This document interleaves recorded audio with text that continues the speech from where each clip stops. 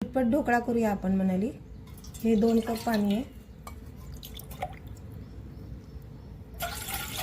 चमचे मीठ आहे, हे 2 चमचे सोडा आहे ह्या मापाने, हे 2 चमचे सायट्रिक ॲसिड आहे, हे 2 चमचे साखर आहे। असं विरघळून घ्यायचं आहे पहिलं।